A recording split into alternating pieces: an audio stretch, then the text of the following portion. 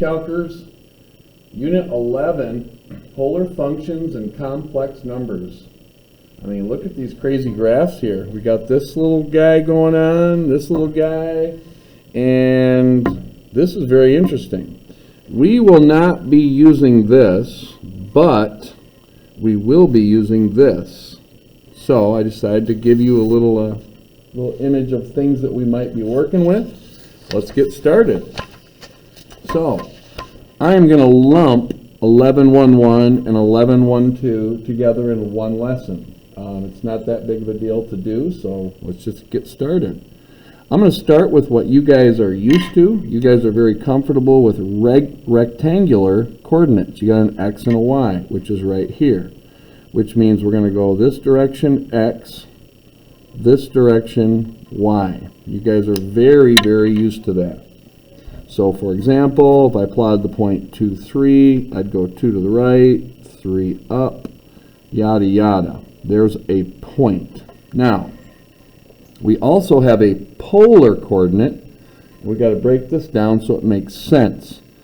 This, technically, R is considered the radius. Now, what we've been doing, though, is we've been using a terminology called a spinner, because the spinner then turns into the hypotenuse.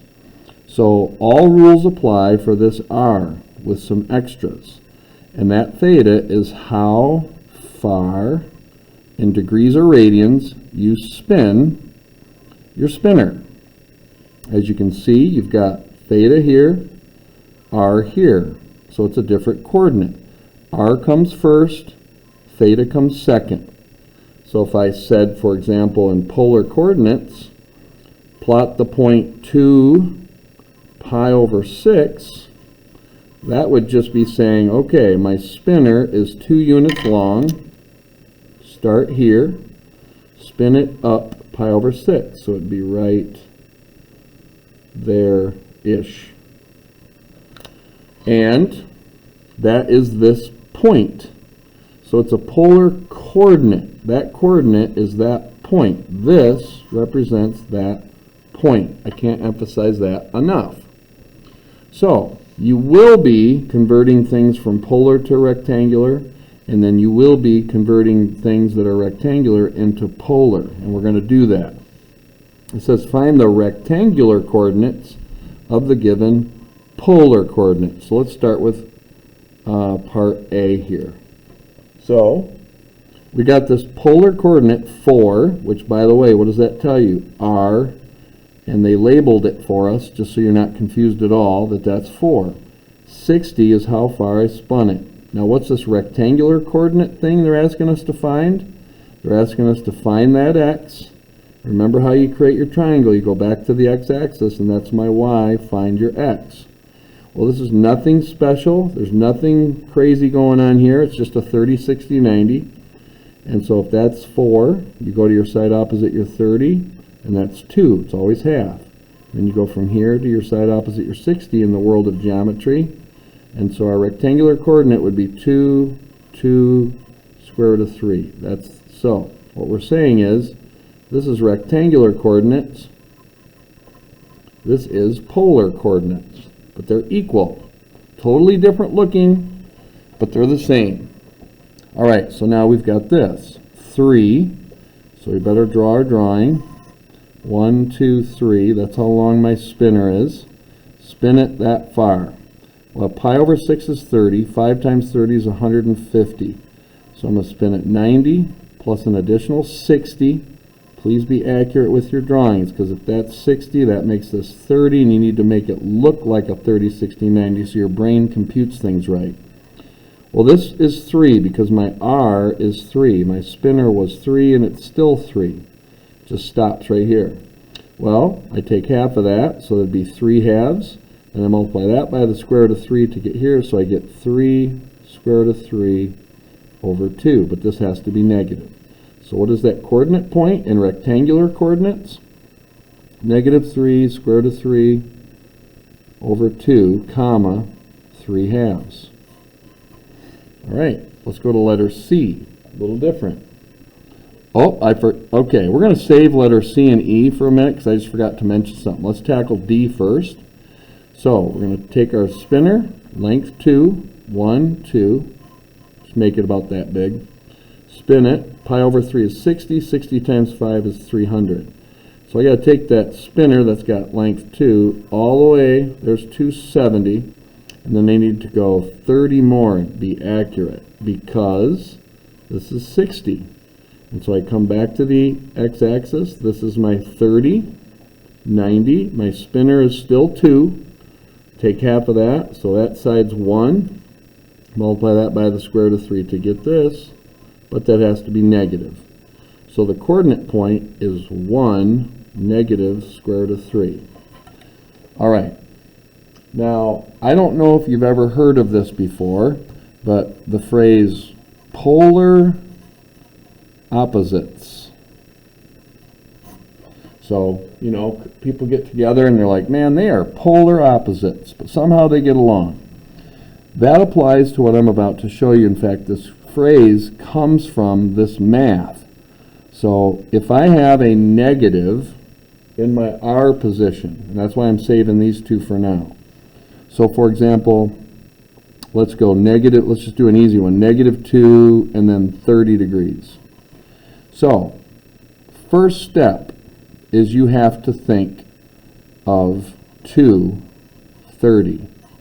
And then you're going to plot that point. So here's my spinner, it's 2. I have to spin it 30 degrees up, so it's right there, and then it stops right there. Now here's the thing. Polar opposite means 180 degrees in the opposite direction. So, if this is what the problem was, we would stop right here. But this negative says, find the polar opposite of this. So that means I'd have to go from here, right to here. And that's the actual point that this would be asking you to find. So let's try to put it in practice right here. So we got to find the rectangular coordinates of this. So we start, like I said, you ignore the negative. I don't know if you picked up on that, but that's just what you do. So my spinner is 4 units long. I got to spin it 270 degrees. That means all the way to here. And then I stop. Now listen carefully. If this was my problem, I would be done, and my answer would be 0, negative 4. But I'm not done.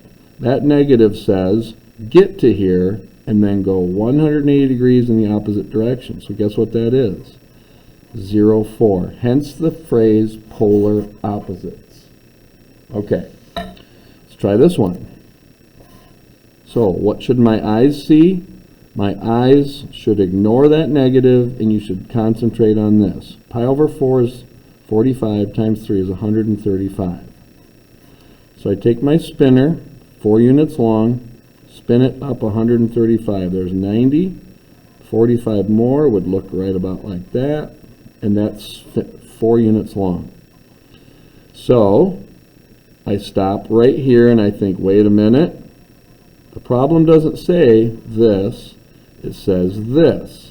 So I need to go polar opposites, which means go here, 180 degrees this direction, and stop right there. Now my spinner is still 4, and here's a little geometry for you. If that's 45, this has to be 45. Vertical angles are congruent, or just use common sense.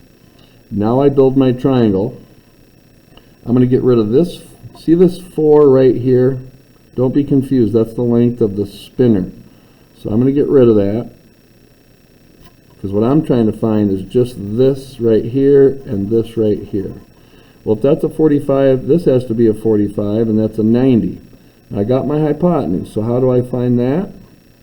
I divide by the square root of 2. If you don't know your 45, 45, 90 rules by now, it's not too late, but I don't know what you're waiting for. Just learn them. So there's 2 square root of 2. That would make this negative 2 square root of 2. And my rectangular coordinate would be 2 square root of 2, negative 2 square root of 2. There it is. All right. Example 2 should be a little easier, actually. It says, given the rectangular coordinates, find the polar coordinates. Now that's a huge clue. I'll explain that in a minute. that satisfies this. In other words, don't go any farther than one rotation. So we start by drawing our drawing. 2, 2. So 1, 2, 1, 2, plot a point. And there it is. Now, the reality is they want you to find this in polar coordinates.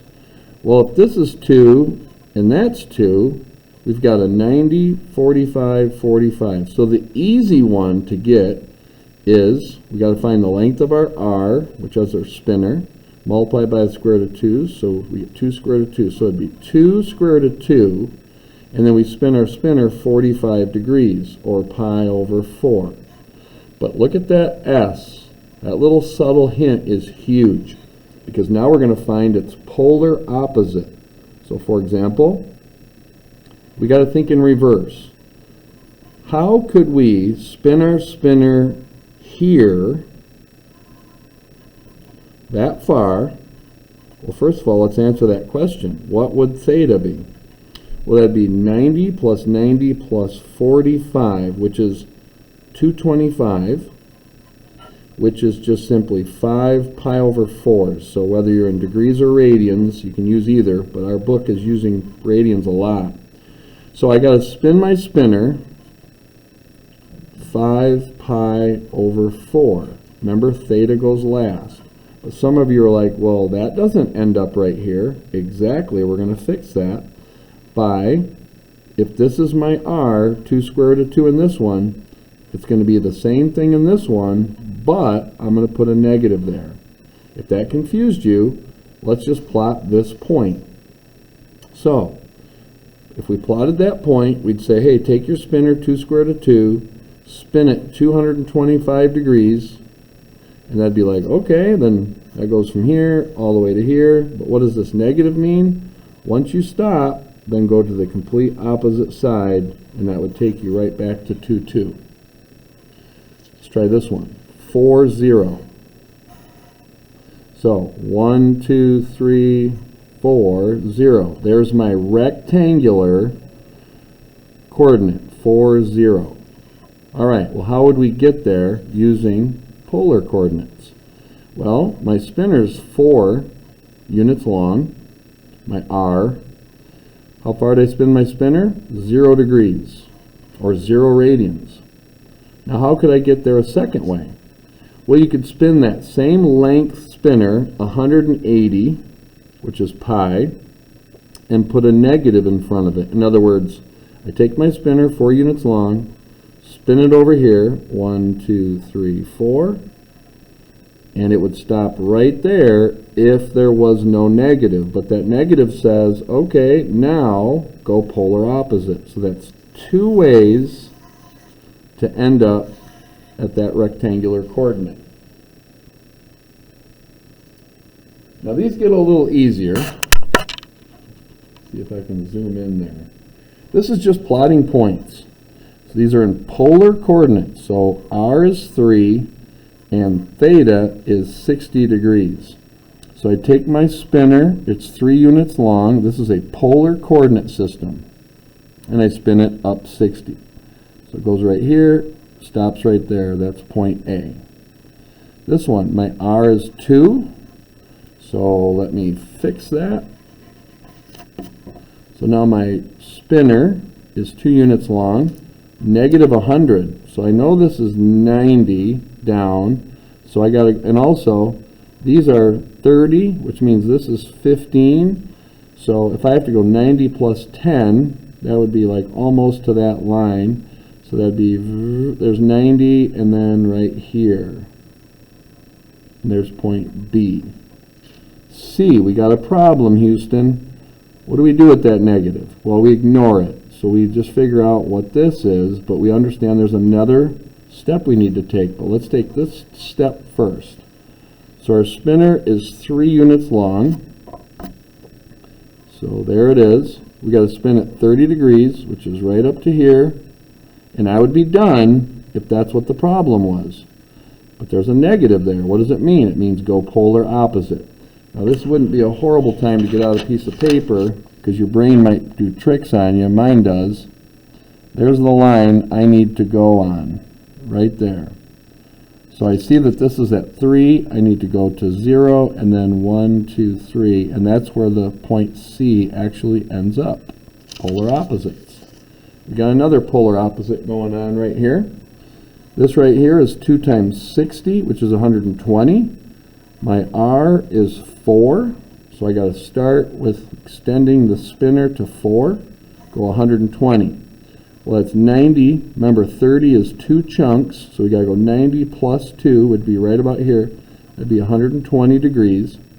So that 4 goes all the way to here, and I'm done. No, you're not, because of that negative. You got to go 180 degrees in the other direction.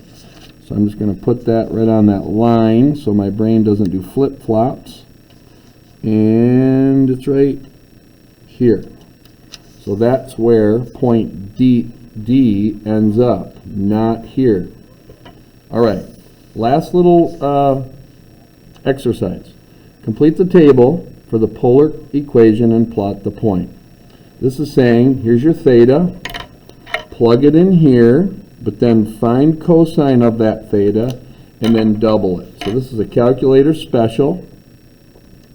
And so we're going to clear it out, and so here we go. So I hope this is showing. All right, it is. So I'm going to take 60 degrees. I'm going to make sure my mode is in degrees, and it is. Make that 60. I'm going to put it in here, so I'm going to go cosine of 60, enter. But then I'm going to double it. So times 2, enter. That's 1. I'm going to fill this out. This is 45 times 5, which is 225. So I'm going to go cosine of 225 times 2. I get negative 1.4. I'm going to round a little bit. Pi, that's just 180. So I'm going to go cosine 180, and I'm going to multiply that by 2, and I get negative 2. And now, these are just points. Notice, theta r, we go, remember, polar coordinates come in the order r theta. So this point is 160 degrees. So it's 1 unit, and I need to go to 60, and there it is. There's point A. This has R 1.4, but a negative. So this is, I need to think 1.4 comma 225. 1.4 would be right about here, so I'll extend that a little bit, just shy of 1.5, and spin it 225. This is where it gets a little crazy, but right there is 225. Halfway between 180 and 270. So that would go all the way around to here, and I would stop if there was no negative. If it was just this, I would stop. But because there's a negative for my R, remember, you can't have a negative spinner.